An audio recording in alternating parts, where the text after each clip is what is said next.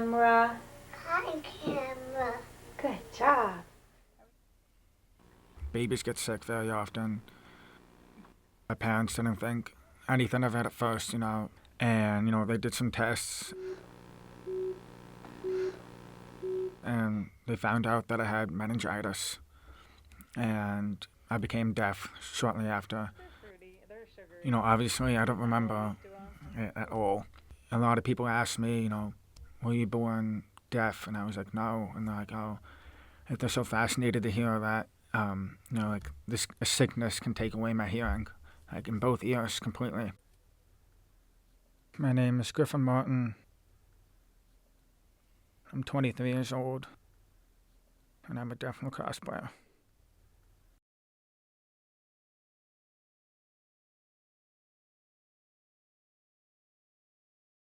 Okay, listen. Mommy. We'll do those next. We will. Ready? Hand. Hand. Which one? I wasn't going to leave Griffin. I did not see the light of day while he was in the hospital. Once we found out that it could be deafness, I'm like, okay, that's nothing. That would be okay. We'll deal with that. He will be fine. Him getting sick I'll never forget what that was like, because it was very terrifying. He was only 4 months old. And of course we didn't know what he had. We just knew that he had developed a high fever. The one thing that sent us in to get him checked out was when we would flex his head down, or when I went to change his diaper, if I would bend him up. So any kind of flexion of his spine and neck, he would scream. It was extremely painful for him. So that's when we suspected that he had meningitis. I remember calling all through the night. And then first thing in the morning, as soon as we could, I remember him laying in bed with us, head on the pillow, propped up, and us on either side. And I was just waiting for morning to come to call the doctor, and brought him to the pediatrician, and they sent us directly to the emergency room. They kept saying to us, initially they didn't know that it was meningitis, and they said, it should be okay. Can you push? Yay! Yeah, it was hard for me to be away. My daughter Logan was 22 months, and our older son Alex had just turned 4. So they were still pretty young. I felt very confident having Rob at home with them. He was very capable of taking care of their needs. He knows. One time. This is the hot dog restaurant. He had meningococcal bacterial meningitis. So it's the meningococcal bacteria, and that actual bacteria causes ear infections and colds, and a lot of people get it. So it doesn't mean you're going to get meningitis, but what happened with him is it went into it somehow broke that barrier, went into his bloodstream, and then into his cerebrospinal fluid, which is the fluid that surrounds your spinal cord and your brain. So he had an inflammation or an infection within that area. Kanga. He jumps. He hops. Yes, good boy. He could feel vibrations for low sounds and loud sounds. Do you hear that?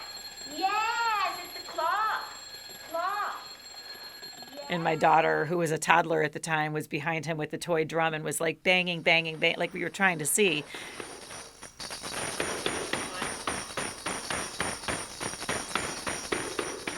Oh, I hear that. And, teach him how to turn to find the sound. And there was nothing, no response whatsoever, even with his hearing aids in. So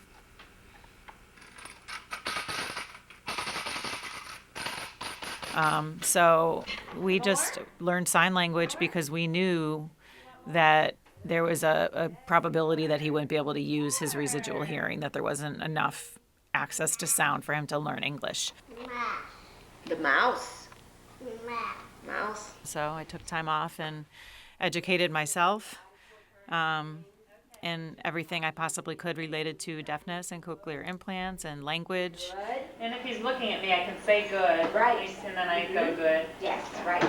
Exactly. You want more? Say it first to give him the auditory.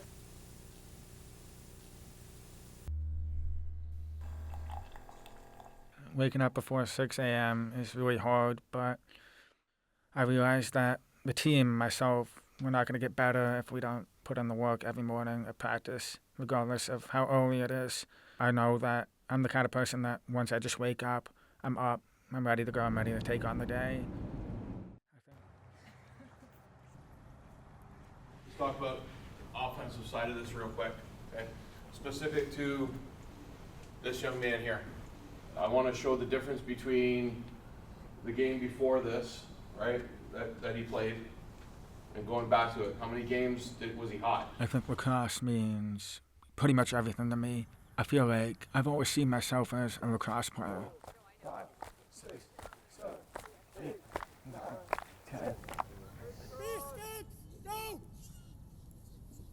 Actually, I yell out what to do because one of the captains assigned me that, because if I'm yelling out the stretches, that's when I know what to do. 1, 2, take! When I was doing like my homework with him. And of course it changed as he got older, because in the beginning it was like mostly signing. Griffin, Mom, and Dad. Where sometimes we would sign because we were just teaching him and wanted him to learn and have access or to be included. And then there were specific times where I would not sign so that he would be working on his listening. You listening? Who's going to sleep? Who's going to sleep? Ethan's going to sleep. Oh, Ethan is going to sleep. Okay, who else? I'm going to sleep. Destiny's going to sleep. Okay. That's going to take a bath. Oh, is Destiny taking a bath first? And then I had to learn how to help him with his habilitation when he got his implant. So like from him being very little, like I remember every night sitting on the floor with him in his bedroom, and we'd have these picture cards, and I'd have this like screen that I put over my mouth. which one? You put a screen in it where like the sound can all get through so you're not muffled. I had to use that so he couldn't see my mouth. And I would make a sound that correlated to the picture. Like it would be like moo if it was a cow, and I would say, what's moo? And he couldn't see. He just had to listen and then point to the picture. Like I have all those videos. Listen, ready? Hi. Hi. Is that boy saying hi? That boy, he says hi. He says hi. Hi. Sometimes we use marshmallows. Sometimes we use like his preferred snacks, and sometimes like jelly beans and things that weren't healthy. And sometimes I would use like little pieces of cereal. We just made it a game to make it more fun for him, so he got probably more treats than the other kids did. What's this one? What's this one doing? How? Wash. Wash. Hand. Yes. Comb. Comb. Coat. Coat. Hat. Hat. Walk. Lock. Moon. When we first started out, they came and they tested him because he can't hear, that he was going to need help with his speech and language skills. That's good. That's your spoon. Her name's Gloria.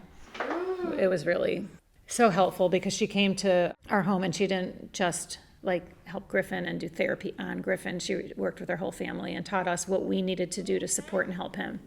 Griffin, open. All right. She specialized in the very young kids.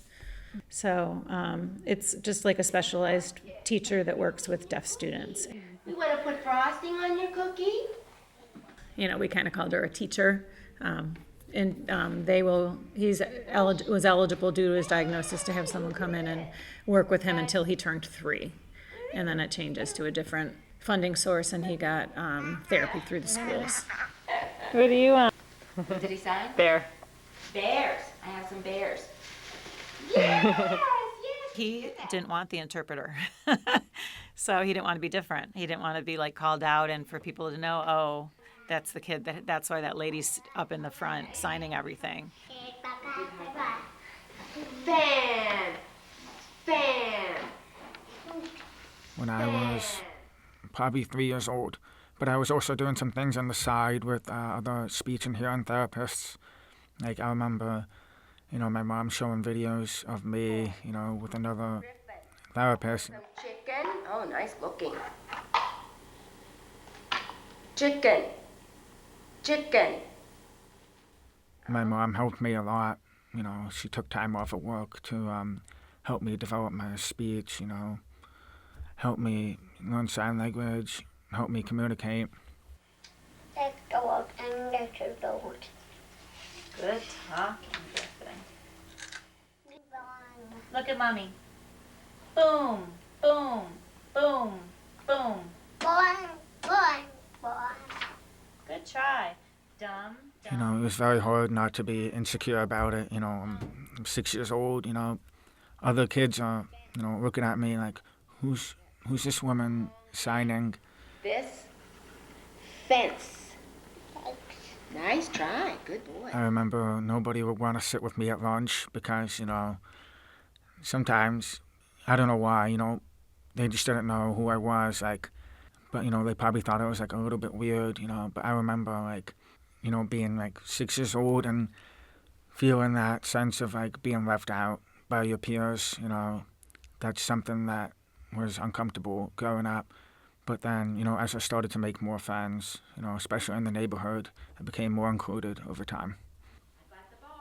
I was playing football, baseball, basketball, all that. I think that's something outside of school that allowed me to make more friends, over time. Another huge part of it was my dad actually started the Youth Lacrosse Association in my school district. So my dad handed me a lacrosse stick. I remember throwing it down right away. I was like, I hate this. But then once it became a hobby and I realized how skilled I could become at it, that's when I realized that, lacrosse could be the sport for me. When I went off to college, that was a huge transition for me because not having that familiar face on the sideline to help me understand everything that was going on, that was really hard. Well, my whole entire life, he was on the sidelines for me. He was my club coach. He was my youth lacrosse coach. He was my high school head coach. But even when he wasn't involved with the team, for other club organizations, he would, stand on the sideline, make sure that I understood everything. He was always there to facilitate everything for me. They didn't really know the extent of his hearing loss. The first cochlear implant was done when he was not quite a year. I think I'd taken care of the kids. I took care of the other two at home. And If you want. anchovies. Oh, chewy. Okay. He's been competitive for as long as I remember. Wanted him to do something different, so we tried lacrosse, and I would buy some sticks and play, and his friends would pick up the sticks and play, and he'd sit to the side and not play. Rob was an integral part. In the beginning, we signed a lot more to him. Silver? That's gold. Silver's with an S. Silver? We kind of just embraced that and took classes, and I went to college for it. I just did all the stuff, and then Rob and I even, in the beginning, we would have little date nights on Wednesday nights, and we would go to the School for the Deaf and take their sign language classes. Anchovies? I love anchovies on my pizza. Can you get me some chicken wings? Having hearing aids, a little baby. It's 6 months old and having little hearing aids on him, and he would just flop off all the time. Pull them out, eat them, put them in his mouth. Where's Is she taking your picture? Camera, right? Or picture. I'm going to school for biomedical engineering. One of my senior design projects for my class is it's kind of like a spin-off of Dance Dance Revolution. We're calling it Dance Dance Rehabilitation. It basically looks like a game where you stand on one square, and whenever one square lights up, you have to jump to that square. I feel like it's the career path that can help me impact the most lives. Being a deaf athlete, I feel like the realm of biomedicine is something that I can relate to the most, having a cochlear implant and always being so interested in the anatomy of the human body and how to improve it. My team has 3 athletes. Lizzie is on the women's lacrosse team, me and Cohen are on the men's lacrosse team, and then we have another group member, Natalie. Get electrical take 1. But it helps to have athletes because we know a lot about rehabilitation. We have to rehab our bodies, and we've been doing that for as long as we've been playing sports. I wouldn't say it's very hard to work with me, but it can be a bit of a learning process to work with me, to learn how to engage in conversation with me. But, they've done a wonderful job of making sure I'm included with everything. And overall, I think we all worked well together. It's going to be important, and it's going to help me for when I have to work with teams in my professional life. As an athlete, if your mind isn't in the right place, then your body won't follow. If your mind believes that your body can do something, you are far more likely than saying, I don't know if I can do this. If you doubt yourself and you don't think you can do it, then you're probably not going to be able to do it. I've learned that the hard way, probably thousands of times by now. For me, my mind tells my body, play as hard as you can, play as fast as you can, as physical as you can. And if you do that, you won't have time to think about you messing up. For those people out there who don't think they can do it, if I can do it, you most certainly can.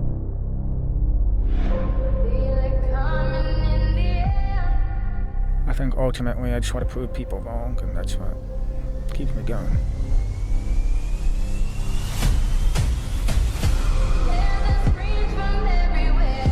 I always want to be the best I can be. When I take my implant out and I put my helmet on, that's when I know it's game time. Only thing that's on my mind is who's gonna run this town tonight. Yeah, I say that we are. This is Rock Nation. Pledge your allegiance.